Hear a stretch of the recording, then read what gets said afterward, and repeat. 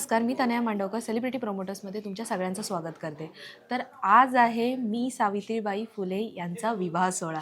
तर त्यासाठीच आपण आज सगळे जमलो आहोत आणि त्यातच छोटी सावी म्हणून ओळखली जाणारी आज ती सावी आपल्यासोबत आहे. चला तर मग आपण आज तिच्याशी गप्पा मारूया. सगळ्यात पहिलं सावी, कशी आहेस? मी बरी आहे, मज्जेत आहे. मजेत आहे एकदम. हां आणि कसं चाललंय? याची दगदग चालू आहे, एकदम लग्नाची गडबड चालू आहे. हा तर लग्नाचा चालू आहे आता सगळं शूट, तर दगदग पण नाही, मला मज्जा वाटते. मजा वाटते. अँड आज तू छोटी सावीचं लग्न आहे, बरोबर? आज छोटी सावीचं तुला कसं वाटतंय? म्हणजे खूप छान काय वाटतंय. एक्साइटमेंट कशी आहे तुझी? हां, एक्साइटमेंट तर खूपच आहे की लग्न कसं असणार आहे.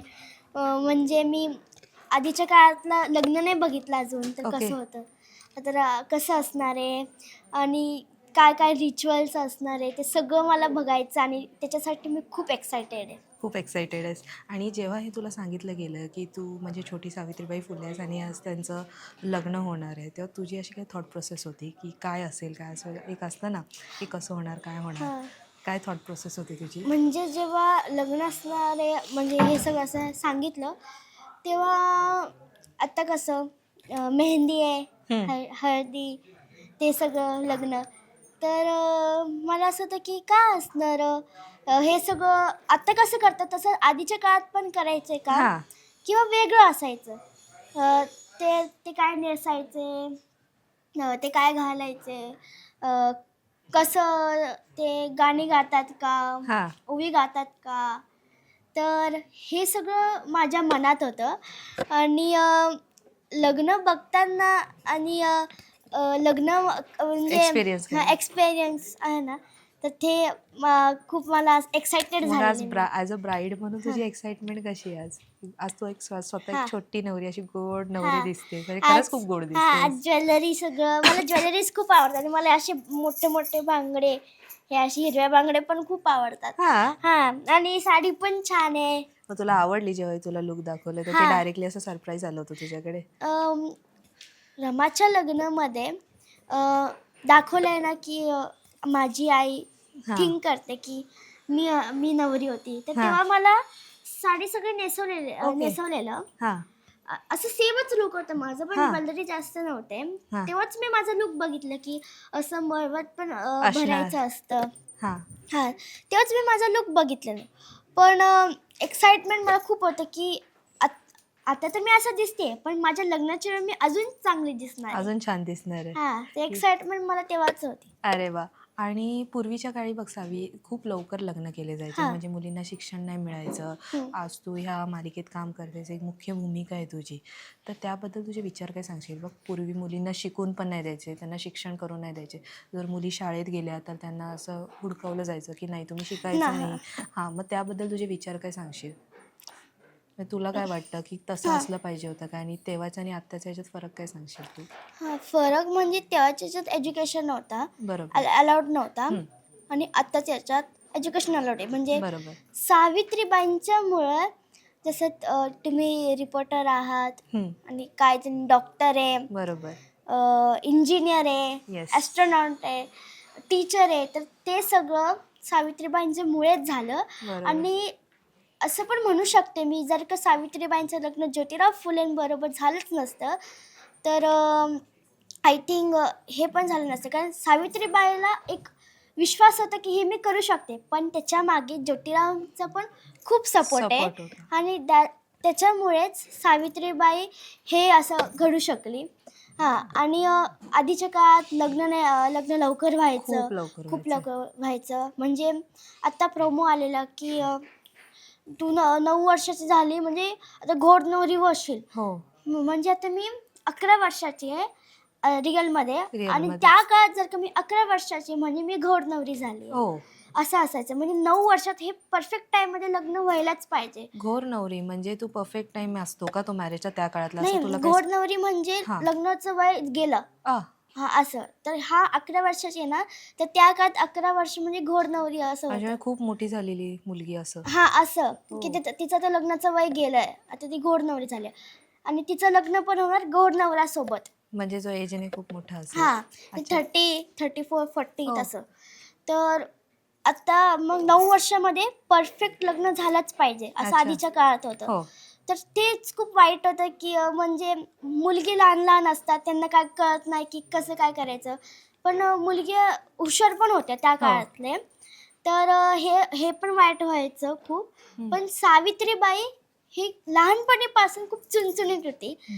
आणि जर का तिला कळालं की अन्याय आहे, तर ती हे अन्याय घडू नाही द्यायची. बरोबर. आणि हां, इव्हन आम्ही प्रोमोमध्ये बघितलं पण हां, तू सगळ्यांच्या अगेन्स्ट जातेस. म्हणजे हां, जिथे चूक हां, होतं तर ते शास्त्री बुवा. येस, शास्त्री बुवांच्या अगेन्स्ट. बाबा नाही, हे नाही तर हे चुकीचं आहे, इथे जायचंच नाही, हे करायचंच नाही, करूनच द्यायचं नाही. हां, तसं. तसं मग आत्ताची इव्हन काळात पण आहे ना बऱ्याचशा गोष्टी चाललेल्या आहेत, बरोबर. हां, आज पण मुलींवरती खूप अन्याय होतो, शिक्षणाच्या बाबतीत असू दे किंवा इतर बाबतीत हां, सुद्धा. अन्याय. हां, तर तू काय सांगशील? कारण लहान मुली असू दे, मोठ्या मोठ्या तर आहेत, पण अगदी लहान लहान मुलींवरती खूप अन्याय होताना हां, दिसत आहेत आजच्या ह्याच्यात. हां, अच्छा, अच्छा. तर तू काय सांगशील त्याच्याबद्दल, की तुझे विचार काय, ते काय म्हणजे त्यात काय इम्प्रूव्हमेंट घडली पाहिजे आजच्या हिशोबाने?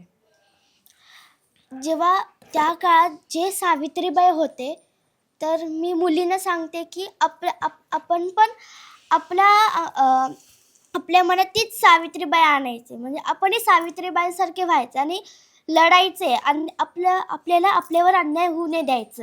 हां. तर आपण मुलींनी तसंच स्ट्राँग बनायचं जसं त्या सावित्रीबाई बनलेल्या नाही. त्यांनी खूप सगळं झेललेलं. बरोबर. अ, दगडाचा मार, शेणाचा मार, शेणाचा मार. शिवशाप. आणि हां. त्या सावित्रीबाईंनी फक्त शिक्षण नाही, त्यांनी केशवपण हे जे आत्ता जे आधीच्या काळात जे काय घडायचं, हां. ते सगळे सावित्रीबाईंनीच थांबवलेलं. बरोबर. आणि सावित्रीबाईंनी फक्त शिक्षणच नाही, त्यांनी जे अन्याय आहे ना, ते सगळे थांबवलेलं. तर आपल्यालाही ते सावित्रीबाई व्हायला पाहिजे. म्हणजे सगळ्या मुलींनी स्ट्रॉंग बनलं पाहिजे हां, असं तुझं म्हणणं आहे, बरोबर. सावित्रीबाईंसारखं. आणि आज आता एवढे दिवस तुम्ही शूट करता, बरं तू छोटे ज्योतिरावांसोबत आणि तू सावित्रीबाई, तर तुमची ती केमिस्ट्री कशी आहे का? जेव्हा तुम्ही फर्स्ट टाईम एखादा शूट केला असेल तेव्हाच विचारते. हां, एखादा सीन शूट केला असेल, तुमची केमिस्ट्री कशी होती? एक नवीन फ्रेंड बनले का? हां. येस. जेव्हा मी फर्स्ट टाईम भेटलेले, तेव्हाच मी ओळखलेले की हा ज्योतिराव. तर कसं काय? कॉस्ट्यूम. अच्छा, हां, कॉस्ट्यूमवरतीच म्हणजे लूक भेटलेलं. टेस्टमध्ये. हां, हां, हां. तर तर तो विचारतो, सावित्रीबाईचा रोल करते का?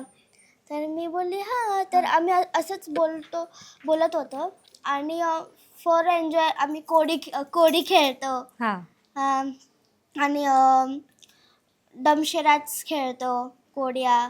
आणि ॲट लास्ट मेमरी गेम, नावांच्या भेंड्या, नावांच्या भेंड्या. अंतराक्षरी, हां. ते सगळं खेळतो. तर आमचं असंच अटॅचमेंट झालं की आम्ही एकमेकांशी बोलू लागलो. आणि आत्ता जेव्हा आमचं 25 तारखेला आमचं शूट होतं, तेव्हा हां. तेव्हा तो नाही आलेला. आणि जेव्हा तो फर्स्ट टाईम आलेला ना, तेव्हा आमचा सीन होता हां. की मी त्याला पुस्तक दाखवायला असा एक सीन होता आमचा. हां. तर तेव्हा आम्हाला सोबत सीन करून खूप चांगलं वाटलं, मज्जा वाटली. गट्टी जमली तेव्हा. हां, तर हां. आणि आम्ही बोलू लागलो एकमेकांशी. हां. मग हं. ती एक चांगली घट्ट फ्रेंडशिप झाली असेल हां. दोघांची, कारण सेम एजचे आहेत. आणि आता तू जेव्हा हा म्हणजे कन्सेप्टमध्ये आहेस की लाईक आज तुमचं लग्न आहे एक छोट्या काळात, तेव्हा तर तुझ्या फ्रेंड्सला वगैरे कळलं असेल, मग त्यांची काय रिॲक्शन होती? स्कूलमधून वगैरे अप्रिसिएशन आलं असेल ना, हां, तू आता नवरी होणार आहे, तक्षा आता नवरी होणार आहे, तर हां, ह्याच्यात चिडवतात. काय बोलतात? हां, की वाह! आता एक मुलगीचं लग्न होणार आ आहे, कोण सोडून जाणार आहे आता. कोण बोलतं असं? माझी मैत्रीण. आणि हां. आत्ता पण जिच्या घरी मी राहते. मग हां. त्यांना तू सांगितलंस की माझं आता असं असं आहे, त्याच्यात लग्न होणार आहे म्हणून? हां, ती बोलली, "ए, मला तर तू पत्रच नाही पाठवलं." "असं कसं? पत्रिकाच नाही पाठवली? पत्रिकाच नाही पाठवली." मग तू काय "असं बोलली कसं? तेव्हा? जा, मी तुझ्याशी बोलणार नाही." "असं कसं? तुझी मैत्रीण आहे, पत्रिका का नाही पाठवली आम्हाला? स्वीट्स काय नाही पाठवले?" मग तू काय बोलली त्यावर? मी बोलली, "खरं म्हणे कुठं लग्न होणार आहे? पण ह्याच्यात खरं तर म्हणे होणार." त्यांना असं वाटतं ह्याच्यात तर होणार आहे ना? हां, हां. असं चिडवत राहतात. हां. आणि स्कूलमधून पण तुला अप्रिसिएशन, आज एवढ्या मोठ्या पडद्यावरती आहेस तू, स्कूलमधून पण खूप अप्रिसिएशन मिळालं, असं कोणी हां. कोणी कौतुक केलं तुझं? स्कूलमध्ये माझी प्रिन्सिपल मॅम वर्षा कारेडकर, त्यांनी मला मेसेज पाठवलेला की "दक्षा, तुझ्यासारखी स्टुडंट मिळाली हे आमच्यासाठी खूप भाग्य आहे आणि तू असंच पुढं होत राहा." आणि परवाच माझ्या टीचरांचाही मेसेज आला मला की "दक्षा, तुझी मालिका मी रोज न चुकता बघते आणि तू खूप चांगलं काम करते." म्हणजे स्कूलवाल्यांचं मला खूप सपोर्ट आहे. वर्षा कारेडकर मॅम, फराज शेख मॅम आमचे प्रिन्सिपल, आणि आमचे टीचर्स, हं. खूप सपोर्ट आहे त्यांचं. त्यामुळे मी स्टडी पण मॅनेज करू तर शकते. कसं काय मॅनेज करतेस, म्हणजे ते तुला गाईड हा करतात की असं? ते नोट्स पाठवतात आणि ते मी लर्न करून ठेवते आणि जेव्हा माझे एक्झाम्स असतात तर ओके. नंतर आमच्या स्कूलमध्ये ना असं आहे की नंतर एक्झाम नाही घेत परत ओ. एकदा चुकलं तर. हां. पण माझं घेतात ते, कारण मी त्यांना तर तू हां आज एवढं मोठं नाव हां केलंयस त्या तेच. ते रोलमधनं. मला सपोर्ट करतात खूप आणि माझे एक्झाम्स घेतात ते. घेतात ना. हां. मग आता तुला एकंदरीत कसं वाटतं, एवढे दिवस तुम्ही आज शूट करताय, मधुराणी मॅम असू दे, अमोल सर असू दे, तर त्यांच्यासोबत तुला कसं वाटतंय काम करून? त्यांच्यासोबत खूप भारी वाटतं आणि आमचा जेव्हा कोल्हापूरमध्ये इव्हेंट होता ओके. हां, तेव्हा अमोल सर, मधुराणी मॅम भेटलेलीच आणि इथं पण इव्हेंट होता तेव्हा. बरोबर. फर्स्ट टाईम मी जेव्हा मधुराणी मॅमला भेटलेली 2 शूट होते, मोठ्यांचं पण आणि छोट्यांचं पण. हां. तेव्हा आम्ही दोघं फर्स्ट टाईम भेटलेलो आणि मला त्यांचा स्वभाव खूप आवडला. म्हणजे मला एक असं भीती तरी असते ना, हो, की कसं बरोबर, असणार बरोबर. ते, चांगले असणार किंवा रूड असणार. पण त्यांचा स्वभाव खूप चांगलं होतं आणि मला खूप आनंद झालेला त्यांना भेटून. आणि अमोल सरांना मी फर्स्ट टाईम जेव्हा भेटलेली तेव्हाही मी जरा घाबरलेली होती, पण त्यांचा स्वभाव खरंच खूप चांगला आहे आणि मला ते दोघंही खूप आवडतात. छान वाटतं ना हां, खूप. त्यांच्यासोबत काम करून. हां, लवकर लग्न व्हायचं, हां. बरोबर. मग ती गोष्ट बोलतो ना, मुलींना शिक्षण नाही भेटायचं तेव्हा समज नसायची, ती हं. मॅच्युरिटी नसायची. कारण एका पर्टिक्युलर एजनंतर आपल्यामध्ये मॅच्युरिटी येते, हां. बरोबर. ते वय असू दे 14-15 हां, हां. वर्षाचं, कळालं, बरोबर. कळालं. आणि खूप लवकर, आता तू मगाशी बोलली घोर नवरी, 9 वर्ष झाली घोर नवरी, त्याच्यानंतर तो एवढा मोठा भला गॅप, खूप मोठा ना. नवरा असणार 30 वर्ष अबावचा आणि मुलगी अगदीच 9 ते 10 वर्षाची, जवळजवळ 20 वर्षाचा गॅप. तुला कितपत योग्य वाटतं? कारण ते बोलतो ना, खूप हं. मोठे बोलते ना, ती हेच नाही होत, वाईब्सच मॅच नाही होत तेव्हा तर. हां. तर माझा पण एक सीन झालेला, की मी रमाला बोलते, की माझं जर का पुण्यात जमलं ना, हं. ती पुण्याला जाते, की आपण तिकडं ठिक्कर पाणी खेळू. हां. पण तेव्हाच इकडं लग्न झाल्यावर मुली बाहेरच नाही पडायच्या आणि त्यांना खेळायलाच अलाउड नसायचं ना. हां. तर माझं एक असं समज होतं, की जर का मी पुण्याला गेली तर मी रमासोबत फिरणार, परत आम्ही बोलणार आणि परत ठिक्कर पाणी खेळणार. हां. आणि काय मला समज नव्हती, की लग्नानंतर काय आयुष्य असतं. हां. आणि अ, असं सगळं मुलींचे तेव्हा थॉट्स होते ना, हो, की बरोबर. मला पण हिच्यासोबतच जायचं आहे, की आणि मी पण आईला बरेच प्रश्न विचारते, "आई हे म्हणजे काय? हा का तसं? हा का तसं? बरोबर. हे योग्य नाही ना." ते म्हणजे मुलींना काय समजच नव्हती तेव्हा. बरोबर. आणि जेव्हा लवकर लग्न व्हायचे तेव्हा आधीच्या काळातली सासू पण तशीच होती. हं. छळायची छळायची. सूनला. तर ते सगळं इमोशनल आणि ते छोटे-छोटे होते ना मुली, तर जास्त काम पण नाही जमायचं. आणि कशी समज नसते, मॅच्युरिटी, हां, जबाबदाऱ्या नसतात हां, ना नसतात. आपल्याकडे, कारण आईकडे आपण खूप आणि लाडात वाढलेलो हां. असतो. आणि लग्न पण खूप लवकर व्हायचं.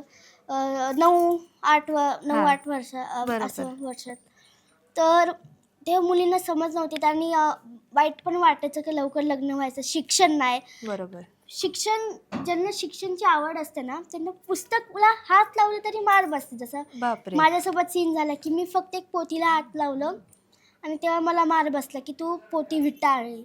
तेव्हा मुलींनी पोथीला पण हात नसतं लावायचं, बुकला पण.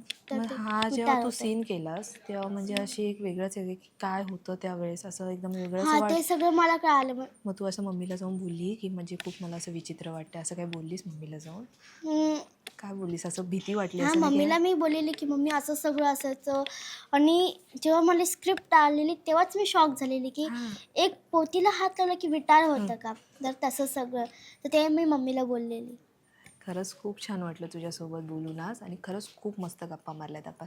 जाता जाता आमच्या प्रेक्षकांना काय सांगशील? तुम्ही नक्की पहा ही मालिका. मी सावित्रीबाई ज्योतिराव फुले संध्याकाळी 7:30 वाजता दररोज फक्त स्टार प्रवाहावर. आणि हा नक्की पहा, कारण ही मालिका खूप चांगली आणि सगळ्यांना शिकायसारखी आहे. थँक्यू. वेलकम. थँक्यू.